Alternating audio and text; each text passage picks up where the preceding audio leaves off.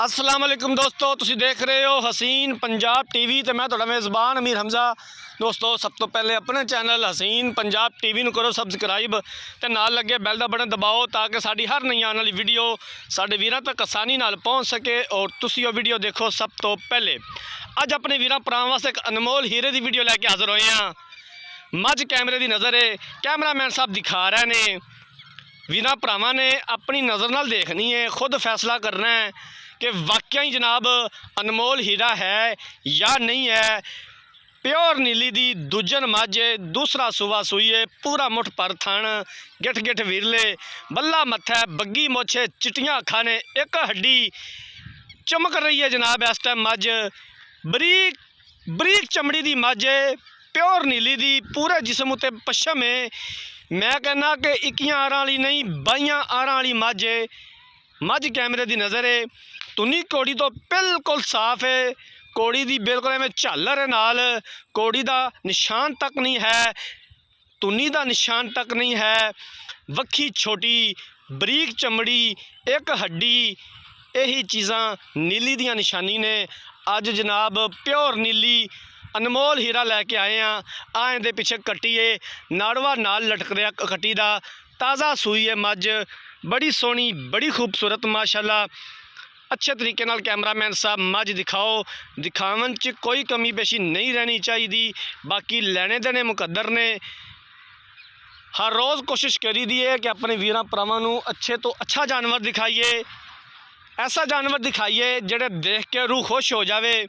बाकी लैने देने का मुकद्दर ने, पूरा मुठ पर थाने, धुनी का निशान तक नहीं, कोड़ी की झालर है।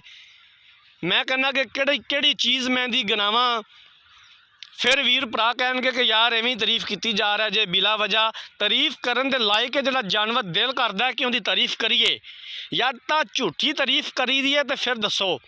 एक हड्डी, बरीक चमड़ी, माशाल्लाह थब्बे दा हवाना है मझ दे कोल। इस टाइम मझ दे कोल 16 किलो दुध मौजूद है, तकरीबन 6 दिन की सूई है। इस टाइम 16 किलो मझ दे कोल दुध मौजूद है। मालकां दा कहना है कि 21 तो बाद जदों मझ 21 क्रॉस करेगी 20 किलो दुध साडी गारंटी है।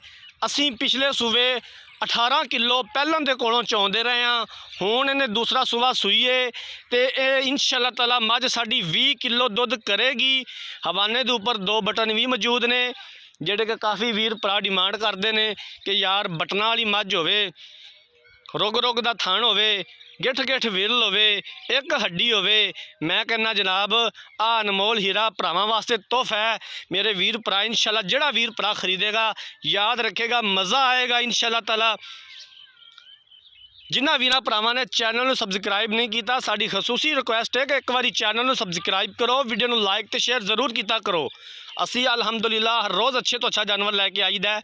कोशिश करी दी है कि उस जानवर की वीडियो बनाइए जिहड़ा सानू अच्छा लगता है, जिहड़ा साडे वीरां भरावां नूं भी अच्छा लगे।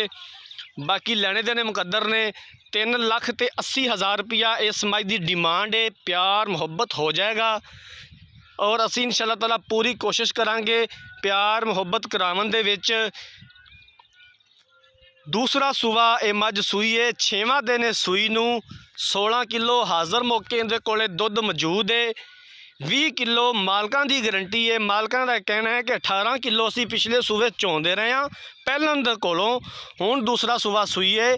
ये अगलियां दे नसीब ने, 20 तो प्लस कर जाए तो उन्हां दे नसीब ने। बहरहाल 20 किलो की साडी गारंटी है, क्योंकि 18 किलो मालक चौंदे रहे ने पहलों के कोलों। मैना रखांदा दुध, मैं उन्होंने गल की कि पैना रखांदा यार मेहरबानी वो गल करो। उन्होंने कहा भाईजान असीं चौंदे रहे 18 किलो दुध, इस टाइम मझ दे कोल 16 किलो है। फिर मैं समझ गया कि वाकई मझ दुध करने वाली है, जिंदे कोले हुण 16 किलो है वो 20 भी करेगी। 3,80,000 रुपया डिमांड है। अगर किसी वीर भरा ने यह मझ खरीदनी है, रबता नंबर 0312 612 2054, इस नंबर पर व्हाट्सएप बनी है। पूरी उम्मीद है कि मझ साडे वीरां भरावां नूं पसंद आई होवेगी, वीडियो पसंद आई होवेगी। अगर साडी अज वाली वीडियो पसंद आए, वीडियो लाइक तो शेयर ज़रूर करना है, माशाअल्लाह दा कमेंट करना है। कोई गलती कोताही हो गई होवे तो उनकी जनाब खसूसी माजरत है। इंशाअल्लाह इस तरह ही मेहनत करते रहेंगे, जिंदगी रही तो मिलांगे एक नई वीडियो के नाल। अपने मेज़बान अमीर हमजा ने दो इजाज़त, अल्लाह हाफिज़।